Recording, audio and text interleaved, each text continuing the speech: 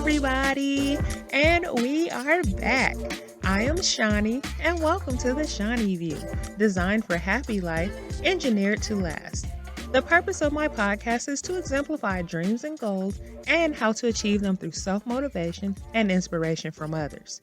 There is a saying, give a man a fish and you feed him for a day. Teach a man to fish and you feed him for a lifetime.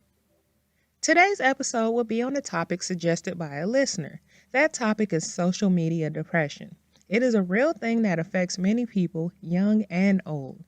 Facebook depression in particular is used to refer to the feeling people get when they see their friends leading what appears to be a more exciting life than they lead, based on their friends' status updates and photos. Some experts point out social media cannot cause depression or other mental health conditions because it is simply a tool, but it can certainly make conditions that are already present all the more painful. Notifications are like junk food. They give us a rush of dopamine because someone liked our comment or status update or because someone posted something on their page, but the jolt of happy energy we get is a hollow one. It's not lasting. Did you know that social media companies hire attention engineers who borrow principles from Las Vegas casino gambling? There are also other places from which they pull principles to try to make these products as addictive as possible. Dopamine is the chemical that makes us feel good when we smoke, when we drink, and when we gamble. And in this generation, we have unlimited access to this chemical through social media and cell phones when we're coping with significant stressors. So when this stress shows up in our lives, if we don't have healthy coping skills, we don't turn to people, we turn to alcohol, drugs, gambling, and now social media, which has been added to the list. It's now seen as an addiction. Just like anything else, too much of a good thing can quickly become a bad thing. Social media should not be used as a crutch. It should not be our go-to activity when we need our spirits lifted. In fact, it may do the exact opposite and promote negative experiences such as inadequacy about your life or appearance. This generation is good at putting filters on everything. People look like they have a much better life than they really do.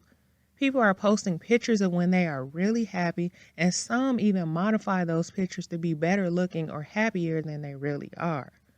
We learned years ago that people were airbrushed in magazines, and some people are still learning that the magic of makeup and surgery can just do miraculous things. Don't get confused by looking at these beautiful and happy people on social media and start comparing yourself to them. You don't see the unfiltered behind the scenes, day-to-day bland status quo, and you end up comparing your behind the scenes to the other people's fake highlight reel and using them as a mirror or benchmark for how you should look or how successful you should be or live. In all actuality, you will become your happier self when you stop putting pressure on yourself to be like someone else. Don't get me wrong. Social media can be a wonderful thing. It can connect us to people we haven't talked to in years, and it can allow us to share photos with family members who live hundreds of miles away. It can help us set up events like parties and book clubs. It can provide hours of entertainment with funny memes and cat videos. People use social media for many things such as socializing, finding and sharing information, and shopping. These are just a few of the ways that social media can improve people's lives. But the bottom line is that it's only a diversion. Studies have shown that people who ditch Facebook are typically happier than those who don't. However, if you feel like cutting the cord is just too much for you to handle, then take steps to reduce your usage if you feel it is becoming too draining. Much more fulfilling is spending the day with friends rather than settling for communicating with them online. As for myself, I honestly use social media to view funny videos and memes, but also to keep in touch with family and friends in the masses. Because if you really know me, you know that the best way to reach me is through text or social media. I will speak to certain people, but I don't grant everyone access into my personal life. I post pictures because I'm a picture person, hence the reason my first self-published book is about a kid and his love for photography. Had it not been for promoting my book and my podcast, I would actually be on one of my infamous social media breaks right now. But Since I use it as a tool to promote weekly episodes of TheShuneyView, then I have to find an alternative way to take my breaks. These breaks last anywhere from a month to a year. I usually take them when I find myself being too involved online or distracted from things that really matter the most.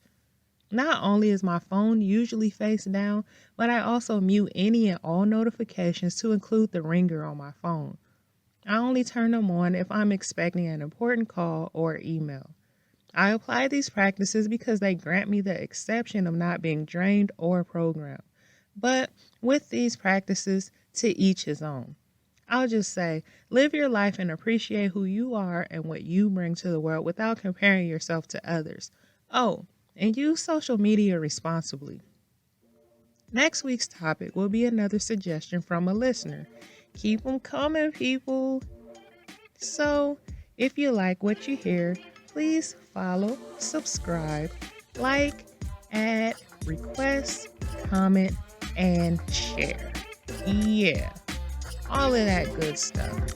See you Monday.